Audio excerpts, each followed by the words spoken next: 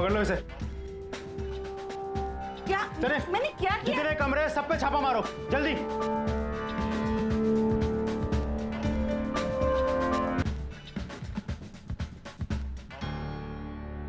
चल बता सच क्या है?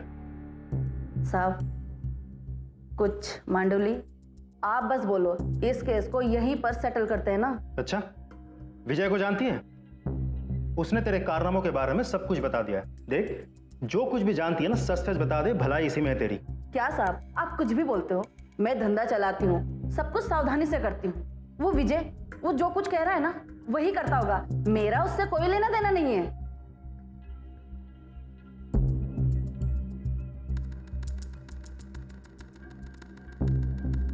सर, वो मुंह नहीं खोल रही है। मुंह नहीं खोल रही? नहीं सर। मैं बबीता का फोन ही देख रहा था। इसमें उसने अपनी कुछ लड़कियों की तस्वीरें सेव करके रखी हुई हैं, शायद क्लाइंट्स को दिखाने के लिए। इसमें से मुझे एक तस्वीर मिली है, देखो। सर ये तो वो एक्सीडेंट वाली लड़की की तस्वीर है। एग्जैक्टली। तुम एक काम करो, इन सारी तस्वीरों को अपने लैपटॉप पर डाउनलोड करो और यहाँ मौजूद सभी लड़कियों को दिखाओ, शायद उनसे कुछ पता चल सके। Okay sir.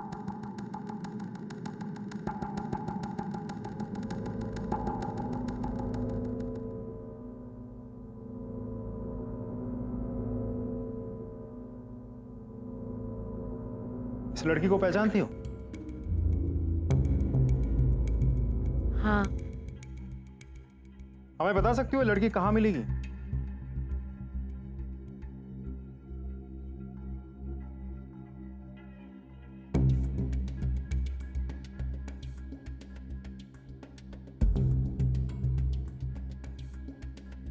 हमें बताओ ये बच्ची किसकी है?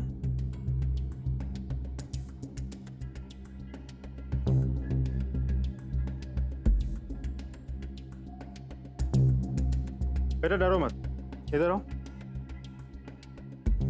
ये बच्ची तुम्हारी है?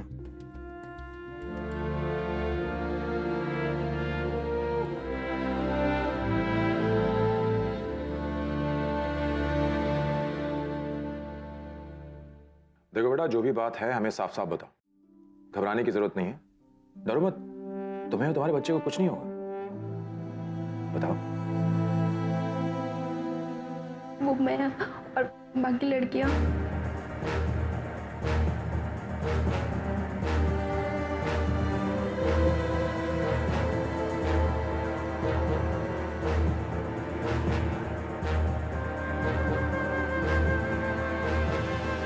बेटा तुम ये जो सावित्री बता रही हो, इसे पहचान सकती हो?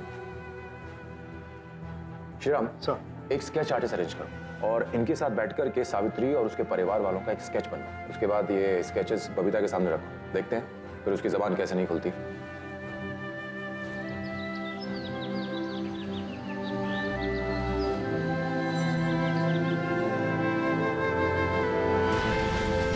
किंतु क्या नो, तुझे शादी क्यों नहीं करनी? देखो स्नेहा, आकाश बहुत पैसे वाले घर से है, वो तुम्हारा बहुत ख्याल रखेगा। ना बाबा, আমি এখন বিয়ে করব না। मुझे स्कूल जाना है और बड़ियों के डॉक्टर बनना है। फिर आप जिससे बोलेंगे उससे मैं शादी कर लूंगी। अमी किछु जानी ना, मैं तुम्हारी शादी इस लड़के से करवा रहा हूँ, उससे अच्छा लड़का तुम्हारे लिए नहीं मिलेगा। स्नेहा सुन तो।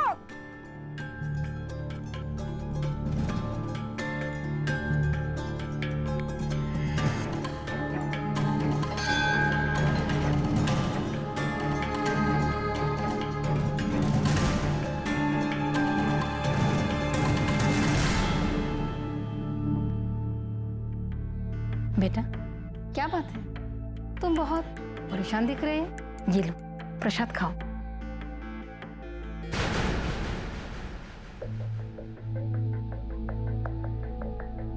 खा लो, सब चिंता दूर हो जाएगा।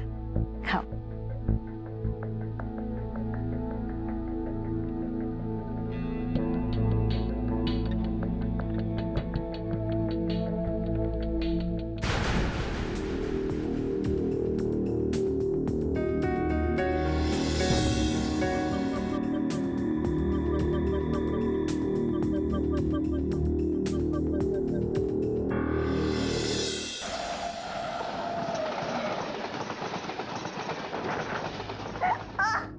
ले संगीता, ऐश कर जा।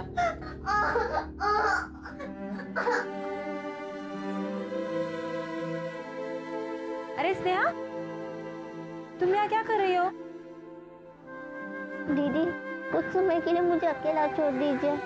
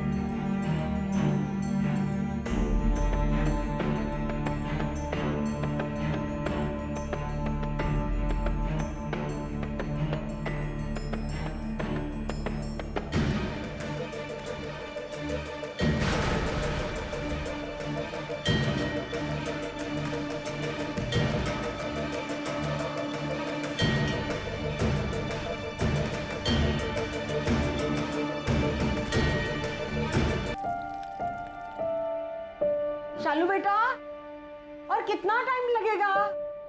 जरा जल्दी करना। हाँ माँ जी, आ रही हूँ।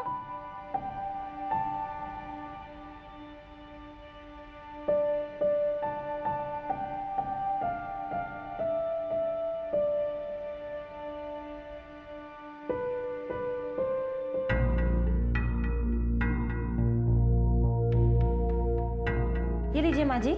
रख ले। दीदी, आपको कोई मदद चाहिए? नहीं।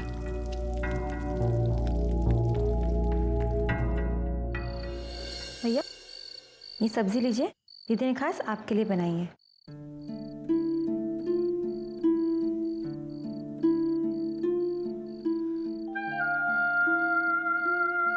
अरे रानी, खाना क्यों नहीं खा रही है? ढंग से खाना खाओ। आरशात पाहिलं स्वतःला कितनी दुबली पतली हो गई है। हाँ, अरे माँ बनने जा रही हो। ढंग से खाना खाओ। निधी, तिला एक पोळी दे, तूप लावलेली।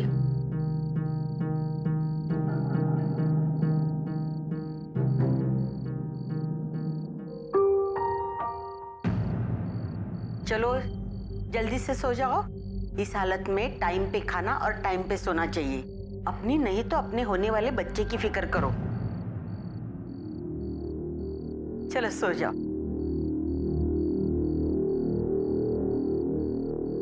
रानी, तुमने सुना नहीं मैंने क्या कहा? लाइट बंद करो और जल्दी से सो जाओ।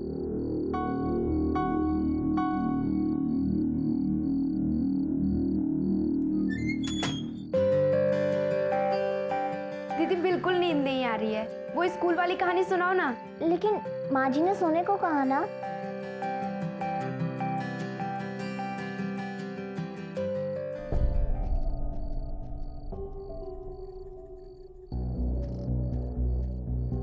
जैसे उसने पीछे देखा ना, तो टीचर वहाँ सामने खड़ा था।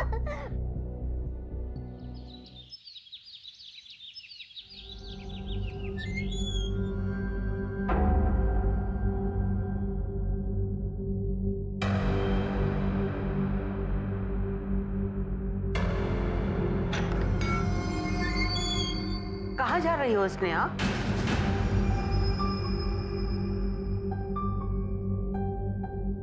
मैं पूछ रही हूँ स्नेहा, कहाँ जा रही हो?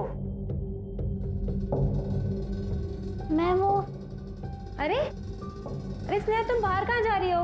मैंने तुम्हें अंदर के कमरे से लाने के लिए कहा था कपड़े। कोई बात नहीं, गलती से गई होगी। आओ प्रसाद ले लो।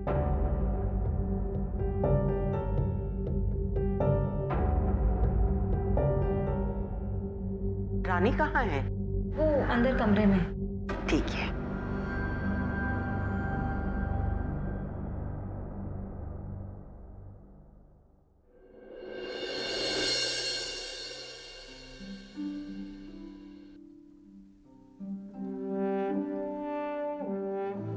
रानी,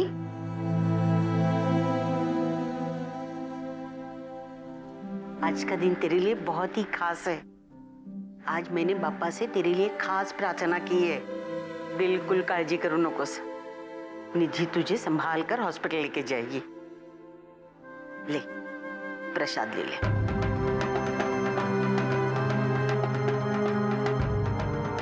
खा ले।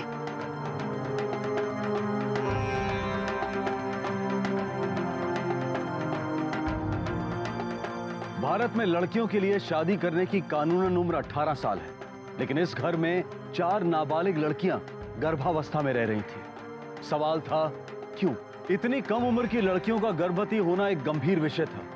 लड़कियों को घर से बाहर जाने की मनाही थी, तो क्या इन लड़कियों को जबरदस्ती इस घर में रखा गया था? और इतना ही नहीं, जहां एक तरफ घर की मुखिया सावित्री गायकवाड़ घर में एक नए मेहमान के आने की उम्मीद पर खुशियां जता रही थी, वहीं दूसरी तरफ उसी बात पर रानी के चेहरे पर आखिर डर क्यों नजर आ रहा था?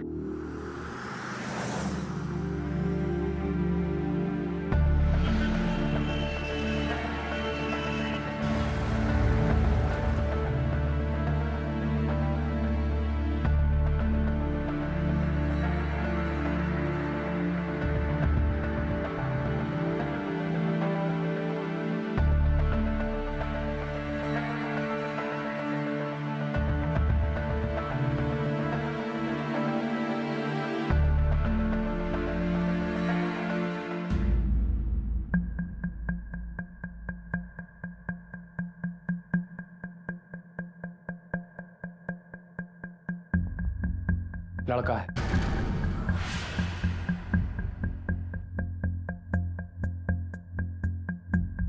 मुझे सुरेश और रितेश से बात करनी होगी।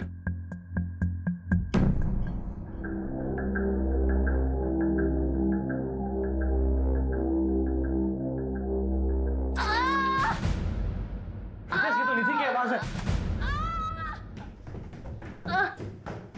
निधि, ये कैसे हुआ? वो मुझे मार के भाग गई। जाओ उसको पकड़ो, भाग गई। जाओ।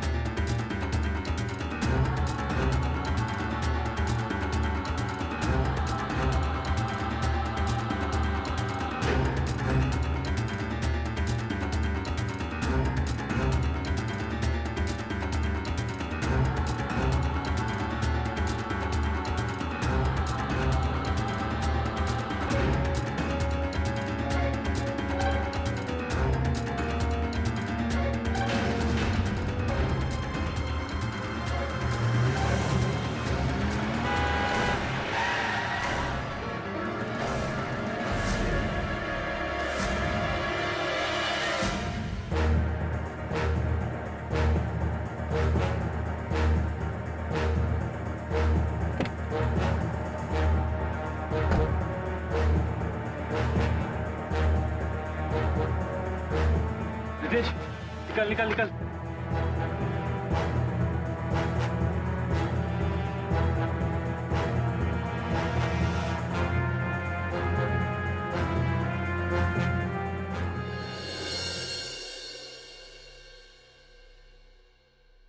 ये यहाँ लाने से पहले ही मर चुकी थी। डॉक्टर, इस लड़की की उम्र क्या रही होगी? 16-17 साल? जी हाँ, पर और एक बात, ये लड़की प्रेग्नेंट थी और बाकी बातें तो पोस्टमार्टम रिपोर्ट आने के बाद ही पता चल सकती है। क्या नाम है आपका? Sir Prem Kumar sir. Sir इसमें हमारी कोई गलती नहीं है सर। सर वो लड़की अचानक हमारी गाड़ी के सामने आ गई। मैंने उसे बचाने की पूरी कोशिश की सर, आप यकीन मानिए। ठीक है, अभी आप जा सकते हैं, लेकिन अगर बाद में जरूरत पड़ेगी तो आप लोगों को यहाँ आना पड़ेगा। ठीक है सर। श्रीराम, इनका स्टेटमेंट लिख लो और जहां पर एक्सीडेंट हुआ है वहां पर जाकर लोगों से पूछताछ करो और देखो क्या पता चलता है। Okay sir.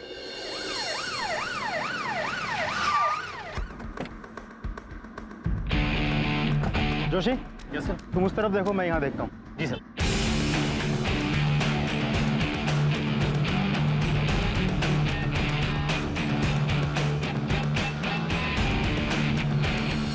कल रात को इस लड़की का एक्सीडेंट हुआ था यहाँ, कुछ बता सकते हो? हाँ साहब, ऐसा हुआ कि कल रात जब मैं दुकान बंद करके जा रहा था तभी वो लड़की भागी भागी आई। शायद कुछ लोग उसका पीछा कर रहे थे और भागते हुए अचानक वो गाड़ी के सामने आ गई। तुमने उन लोगों को देखा था जो उस लड़की का पीछा कर रहे थे? नहीं साहब, मैं काफी दूर से देख रहा था। और जब एक्सीडेंट हुआ तो मैं यहाँ से चला गया। अब मुझे लगा कहीं पुलिस आई तो मुझे। से लड़की किस तरफ से भाग कर आ रही थी? वो साहब वो सामने वाली गली से, वहाँ से।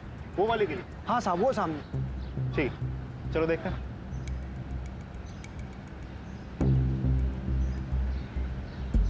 लड़की इस तरफ से भाग के आई थी। अरे यहाँ तो सीसीटीवी कैमरा लगा हुआ है।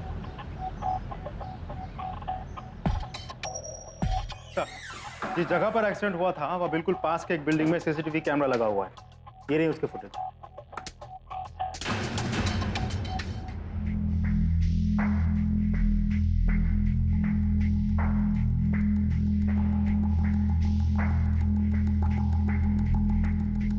इसमें तो किसी की शक्ल नजर नहीं आ रही, लेकिन हमें इन दोनों आदमियों को ढूंढना बहुत जरूरी है, क्योंकि एक प्रेग्नेंट लड़की, वो भी नाबालिग, जान बचाकर भाग रही थी। आखिर ऐसा क्या किया था इन दोनों लोगों ने? अच्छा, इस लाश की पहचान हुई? कौन है लड़की? नहीं सर, आसपास के पुलिस स्टेशन में भी तस्वीर भेजी गई थी, लेकिन कोई इंफॉर्मेशन नहीं मिली।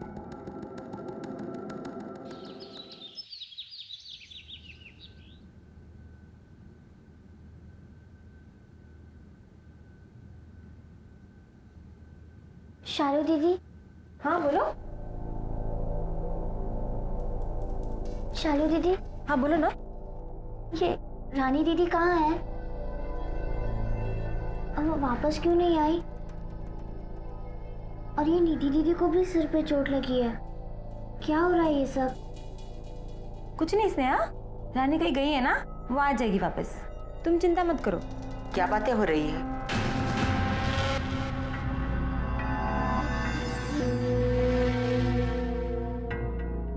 नहीं कुछ नहीं माँ जी, वो बस ऐसे ही बात कर रहे थे।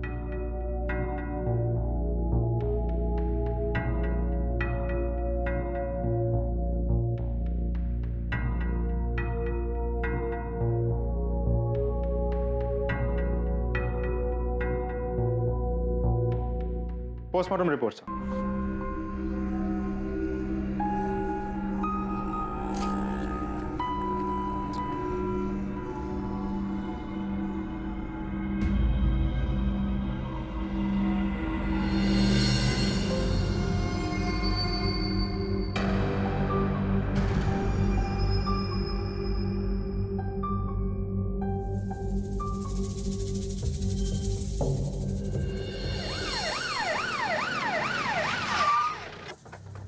अच्छे से देखो, कुछ है आसपास? कब देखा तुमने ये सब? साहब मैं झाड़ू लगा रहा था, जैसे ही मैंने देखा 100 नंबर पे डायल किया और आप लोगों को बता दिया। गौड़े फिटर्स को एनालिसिस के लिए भेज दो। जोशी आसपास के लोगों से पूछताछ करते हैं, शायद हमें कुछ पता चल जाए। जी साहब। सर वो केस भी कुछ ऐसा ही था, बच्चे को 18 हफ्तों में गिराया गया था, वो भी लड़का ही था। श्री राम, एक काम करो, जिस एरिया में वो डस्टबिन था वहां पे जितने भी भ्रूण हत्या और इलीगल अबॉर्शन के केसेस रिपोर्ट हुए हैं, उन सब रिपोर्ट्स की कॉपी निकलवाओ। Okay sir.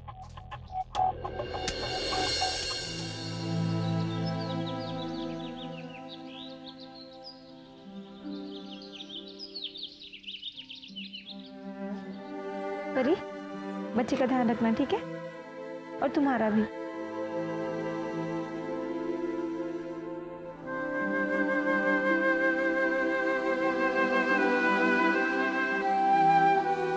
निधि, गाड़ी में बिठा दो परी को। चलो चलो जल्दी करो, लेट हो रहा है। चलो।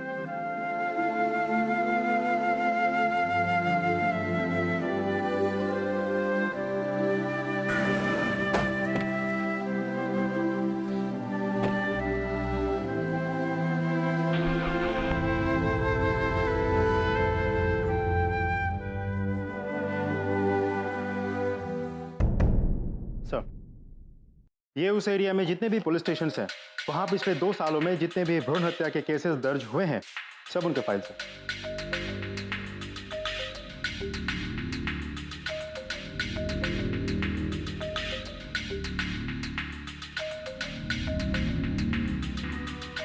इन सारे केसेस में जितनी भी अबॉर्शंस हुए हैं सब लड़कों के हुए। ये कन्या भ्रूण हत्या के बारे में तो मैंने बहुत सुना था, पर यह तो मामला उल्टा ही है। कोई तो है, कोई इंसान, कोई संगठन या फिर कोई समुदाय जो ये भ्रूण हत्याएं जानबूझ के करवा रहा है। अच्छा, जहां जहां से तुमने इस केसेस की फाइल निकलवाई, वहां पर इन केसेस का क्या स्टेटस था? सभी कोल्ड केसेस हैं सर। अच्छा श्रीराम, आज से कुछ महीने पहले एक लड़की का एक्सीडेंट हुआ था, याद है? जो किसी से जान बचाकर भाग रही थी। उसके गर्भ में भी तो एक लड़का था। बिल्कुल सर। जो भी हो, कहीं ना कहीं सेक्स डिटर्मिनेशन हो रहा है। एक काम करो श्रीराम, तुम एक टीम रेडी करो और सबको यहाँ मीटिंग के लिए बुलाओ 1 घंटे में। Sir. I have a plan. Okay sir.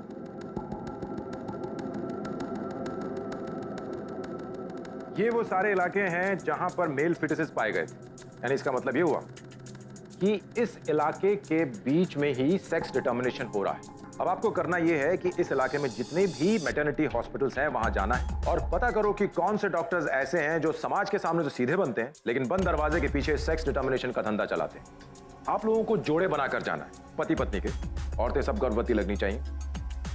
अब जो ये सेक्स डिटर्मिनेशन का काम करता है वो साफ साफ तो बताने वाला है नहीं। इसका भी एक सोल्यूशन है मेरे पास।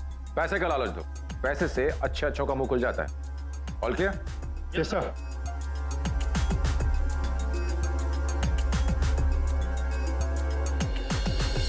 पुलिस के सामने एक बड़ा खुलासा हुआ था, एक अनसुना और असाधारण मामला। इतने बड़े पैमाने पर मेल फीटिसाइड यानी कि नर भ्रूण हत्याएं की जा रही थी। पुलिस के लिए यह बेहद चौंकाने वाला मामला था। लेकिन ऐसी अनसुनी घटना की आखिर वजह क्या थी? सिर्फ मेल फीटस का मिलना। इस बात में दो राय नहीं थी कि इस इलाके में सेक्स डिटर्मिनेशन यानी कि लिंग निर्धारण किया जा रहा था, जबकि हमारे देश में बच्चे का सेक्स डिटर्मिनेशन करना कानूनन अपराध है। हमारे देश में कुछ समुदाय ऐसे हैं जहां लड़कियों को लड़कों से ज्यादा महत्व दिया जाता है, दहेज लड़कों को देना पड़ता है। तो ऐसे में कुछ परिवार लड़कों को एक बोझ की तरह से देख सकते हैं। तो क्या इस सब के पीछे ऐसे ही किसी समुदाय के लोगों का हाथ था, या फिर कोई अंधविश्वासी बलि चढ़ाने के नाम पर इस जुर्म को एक सोचे समझे तरीके से अंजाम दे रहा था? आखिर ऐसी कौन सी वजह थी जो इतनी घिनौनी और ऐसी असाधारण हरकत के लिए लोगों को उकसा रही थी?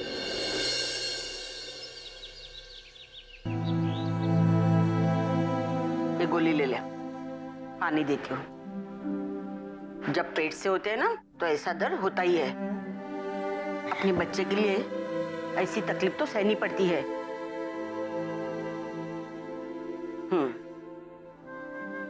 चल सो जा।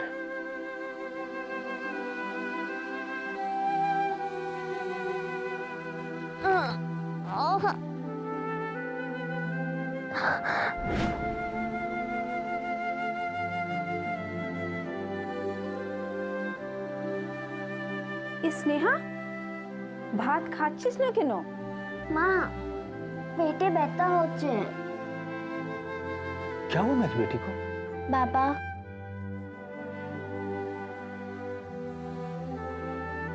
आप ये दवाई दुकान से ले आइए। बेटा तू डॉक्टर बनने वाली है, बनी नहीं है। ये जी सुनछो, एक तो मेয়ে के নিয়ে जाओ ना डॉक्टर बाबू के पास। हाँ चलो। माँ डॉक्टर बाबू ने पिछली बार यही दवा दी थी और मुझे पता है इस बार भी यही देंगे। मुझे पता है तू क्या सोच रही है, घबरा मत, तेरे इलाज के पैसे हैं हमारे पास।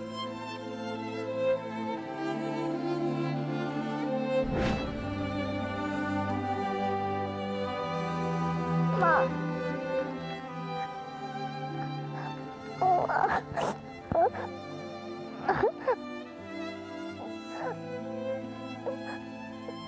डॉक्टर साहब, हमारे पास पैसों की कोई कमी नहीं है। घर में लक्ष्मी है, हमारी एक बिटिया है। हमें बस एक बेटा चाहिए जो हमारे परिवार का नाम आगे बढ़ाए। तो हम दोनों की विनती है, बस टेस्ट करवा के हमें इतना बता दीजिए कि हमें बेटा होगा या बेटी। देखिए, आप जो करना चाहते हैं वो इलीगल है, गैर कानूनी है। हमारे यहाँ ये नहीं होता। आप प्लीज़ यहाँ से जा सकते हैं। अगर आप एक बार कोशिश करके देख लेते प्लीज़।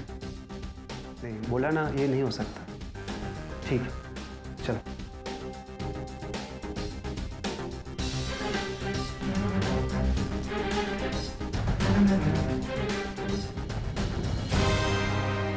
हाँ श्रीराम, सभी गायनेकोलॉजिस्ट के पास जाके पता करो, लेकिन अगर वो ना कह दें तो फिर उनके स्टाफ से पूछो, क्योंकि ऐसे काम में सिर्फ गायनेकोलॉजिस्ट अकेले नहीं होंगे, उनका कोई ना कोई स्टाफ भी शामिल होगा।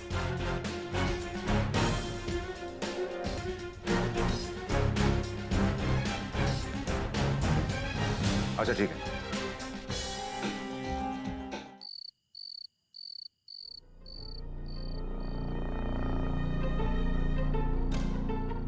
नेहा, तू तो तैयार नहीं हुई? बाहर दीदी तेरे कब से इंतजार कर रही है। दीदी मुझे कोई टेस्ट वेस्ट नहीं कराना, मुझे कहीं नहीं जाना। क्यों नहीं जाना तुझे? पता है तुझे तू क्या बोल रही है? भूल गई तू कहाँ है?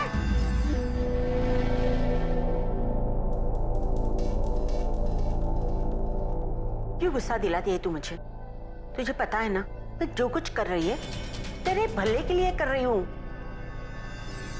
भगवान करे तू भी इस दुनिया में एक छोटी सी नन्ही सी परी को लेकर आए। समझ गई ना तू? जा कर तैयार हो जा। जा रही है ना तू?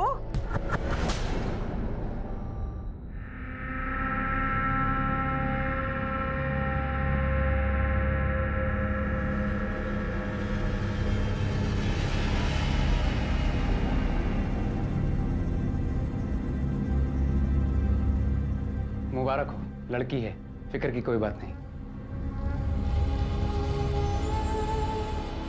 थैंक यू डॉक्टर साहब।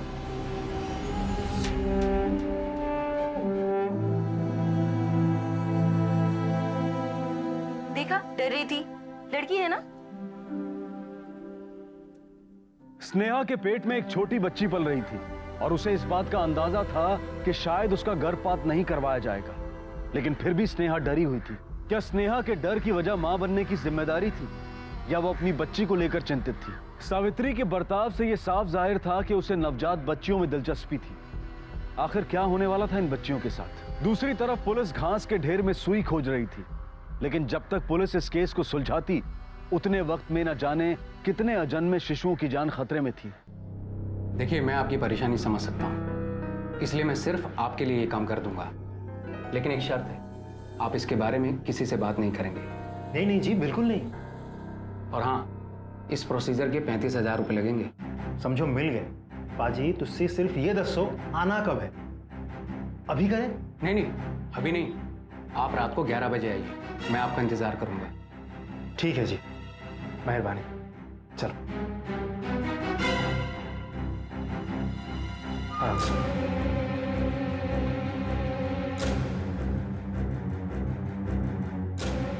सर रात के 11 बजे बुलाए हमें, 35,000 मांगे हैं।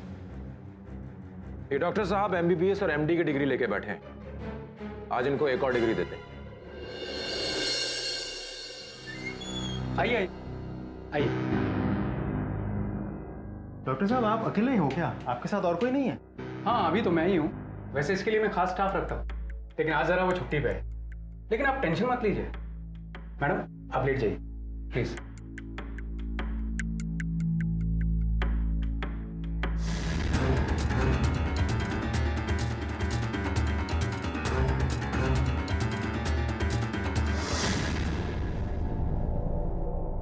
बड़ी जल्दी है यहां से भागने की।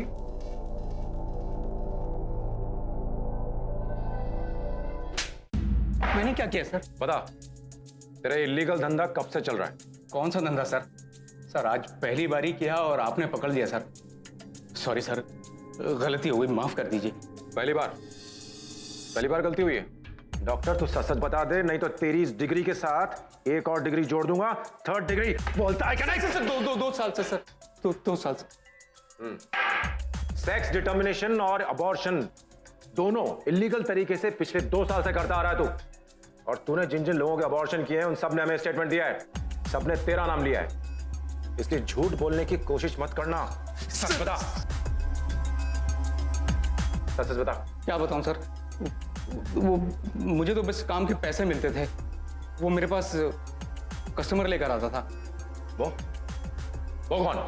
सर वो विजय सर, विजय लेकर आता था सर। और सर वो प्रेग्नेंट लड़की को लेकर आता था, उसका बच्चे का सेक्स डिटर्मिनेशन करवाता था, और लड़का होता तो अबॉर्शन के लिए कहता था, और लड़की होती तो वो वापस चला जाता था सर। कौन है विजय? विजय एक कंपाउंडर है सर, स्टार हॉस्पिटल में काम करता है, और इस काम के पैसे भी मुझे वही देता है सर। कहां मिलेगा विजय अभी?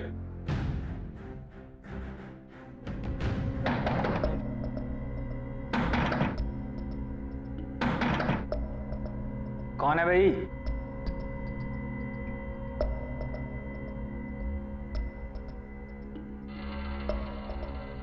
विजय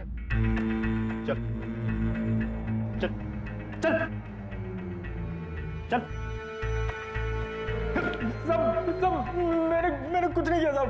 देख बेटा, हम जानते हैं कि तू अकेला नहीं है, इसलिए भलाई इसी में है कि तू सब सच सच बता दे। अब आप क्या बोल रहे हो, मुझे कुछ समझ नहीं आ रहा साहब। देख, अगर तू हमारे साथ कोऑपरेट नहीं करना चाहता है मत कर, तेरी मर्जी, लेकिन फिर तुझे जेल में जाने से कोई नहीं रोक पाएगा। लेकिन हाँ, अगर तू हमारी मदद करेगा ना तो हम तुझे सरकारी गवाह बना लेंगे और फिर हो सकता है तेरी सजा कुछ कम हो जाए या फिर तेरी सजा माफ भी हो सकती है। सोच ले। क्यों, मदद करेगा ना? स्नेहा, स्नेहा तुम खाना क्यों नहीं खा रहे हो? स्नेहा, ये क्या नाटक चल रहा है? हाँ, तुम दोनों घर में लक्ष्मी लाने वाली हो, इसलिए मैं बहुत खुश हूँ। मेरे खुशियों पे पानी मत फेरना, समझे? इतनी सेवा कर रही हो, ख्याल रख रही हो, तेरा नाटक चल रहा है।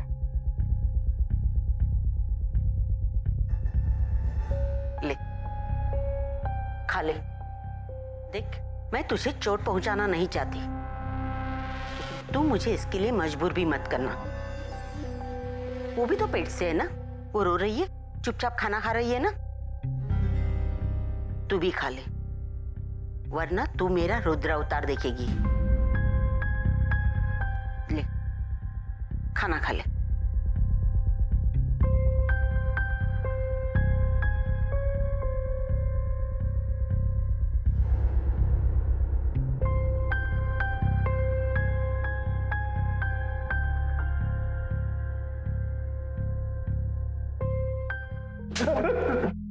सच सच बता। कुछ बताया सर? नहीं सर। नहीं, ऐसे नहीं बताएगा ये। मैं बताता हूँ साहब, मैं सब बताता हूँ साहब। बोल। ये सबके पीछे एक बबीता नाम की औरत है साहब। बबीता ही मेरे को फोन करके बताती थी कि लड़की कब आने वाली होती थी। डॉक्टर साहब को तैयार करके उनकी मदद करना, उनको पैसे देना, ये सब मेरा काम था साहब। बबीता का आदमी मेरे को आकर पेमेंट देता था। ये बबीता कहाँ मिलेगी इस वक्त? सर, बबीता कहाँ मिलेगी ये बोल नहीं सकते, पर हाँ, मैं एक आध बार उससे उसके जूही नगर वाले अड्डे पर मिला हूँ साहब। इसका फोन दो उसे। यस। ये ले। चल बबीता को फोन लगा और उससे पूछ के कहाँ है वो इस वक्त।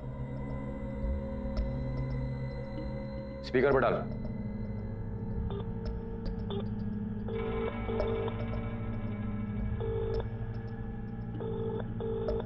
सब उठा नहीं रही है। विजय के बयान के मुताबिक इन नर भ्रूण हत्याओं को एक देह व्यापार चलाने वाली महिला अंजाम दे रही थी, लेकिन अब भी कई सवाल थे जिनके जवाब मिलने बाकी थे। आखिरकार ये बबीता नाम की महिला कहां थी और क्या राज छुपाकर बैठी थी? सावित्री गायकवाड़ का इस देह व्यापार से क्या लेना देना था और वो लड़कियों के साथ क्या करने वाली थी? लेकिन सबसे महत्वपूर्ण सवाल यह था कि नर भ्रूण हत्याएं करके आखिर ये लोग पाना क्या चाहते थे? सब बबीता का ही फोन आ रहा है। उठा, बात कर। हेलो बबीता मैडम, किधर हो आप?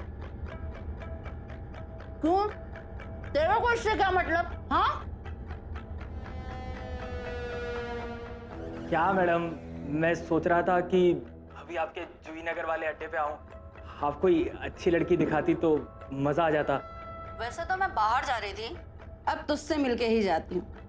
तू भी क्या याद रखेगा? आ जा। ठीक है, मैं आता हूँ अभी थोड़ी देर में। जूही नगर में ये सब। देखो सेठ, इससे अच्छा माल तुम्हें और कहीं नहीं मिलेगा, है ना? बिल्कुल छुई मुई जैसी।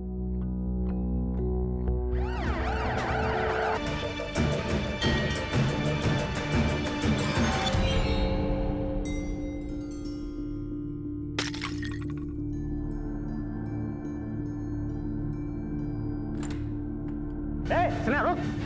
अरे क्या हुआ? अरे भागो भागो, पकड़ो उसे।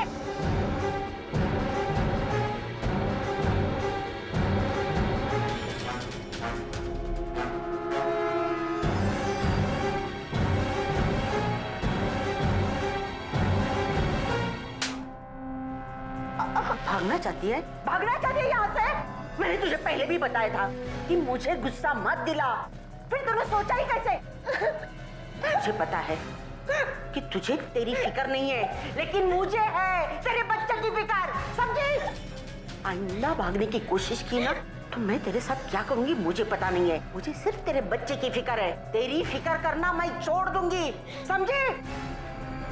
शालू, इसे अंदर लेके जा।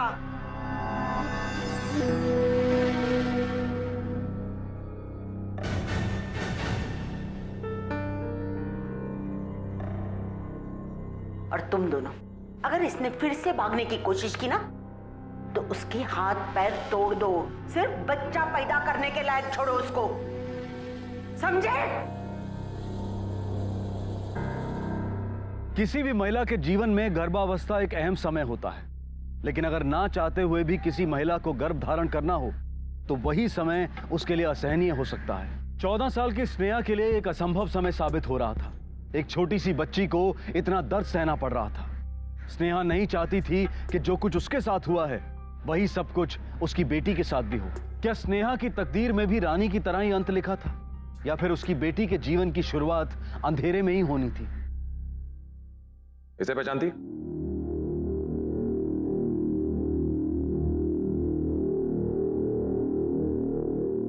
तेरे मोबाइल से कुछ लड़कियों की तस्वीरें मिली हैं।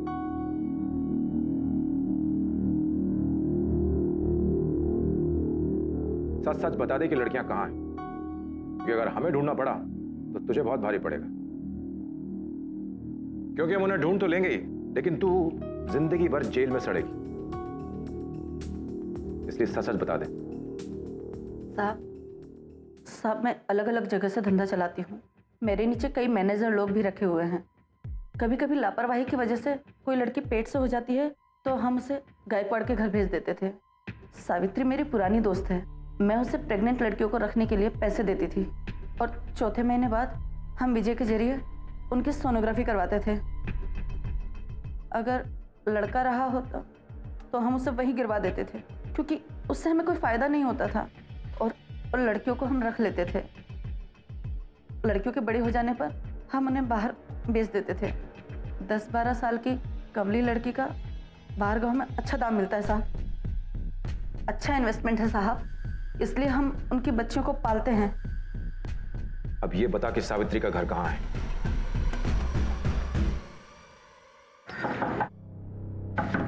स्नेहा, स्नेहा दरवाजा खोलो। स्नेहा, क्या हुआ? स्टोर रूम का दरवाजा क्यों खटखटा रही है? माँ जी, स्नेहा ने खुद को बंद कर लिया है, दरवाजे नहीं खोल रही है। स्नेहा, स्नेहा दरवाजा खोल। रितेश, सुरेश, हाँ माँ। अरे देखो तो दरवाजा नहीं खोल रही है ये। स्नेहा, स्नेहा दरवाजा खोलो। स्नेहा, स्नेहा दरवाजा खोलो। दरवाजा खोल। स्नेहा दरवाजा खोलो।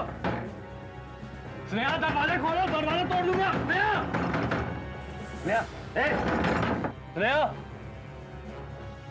स्नेहा, स्नेहा दरवाजा खोलो। स्नेहा,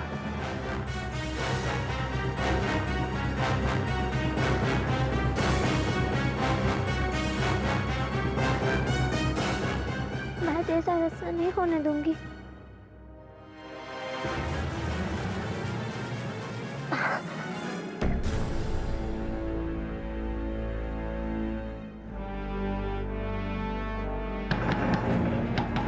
दरवाजा खोलो।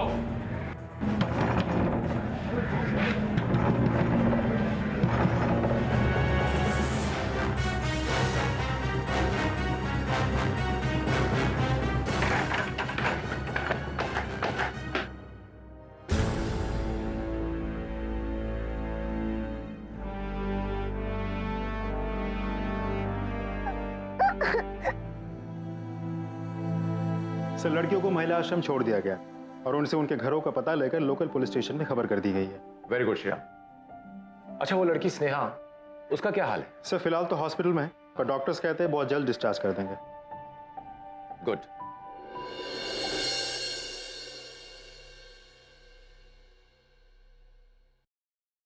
स्नेहा, स्नेहा, देखो कौन आया।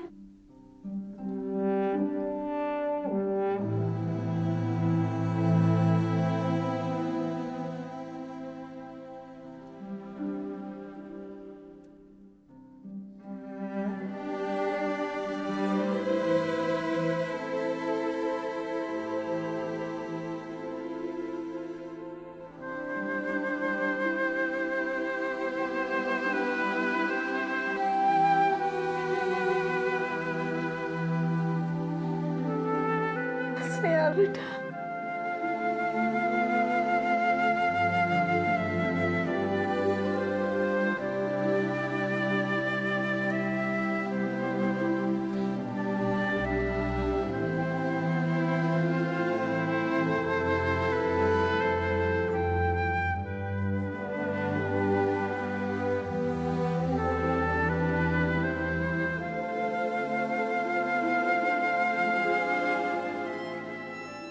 पहली नजर में देखने पर जो साफ नर भ्रूण हत्या का मामला दिखाई दे रहा था, उसके राज खुलने पर जैसे एक के बाद एक जुर्म की परतें निकलती गई। अपहरण, देह व्यापार, सेक्स डिटर्मिनेशन, गैर कानूनी तौर पर गर्भपात, नाबालिग बच्चियों का शोषण। इस केस ने इन सभी घिनौने अपराधों का जैसे पिटारा खोलकर रख दिया। बबीता, सावित्री और उसके साथी इस वक्त पुलिस की हिरासत में हैं और उन्हें अपने इस जुर्म के लिए कड़ी सजा मिलने की उम्मीद है।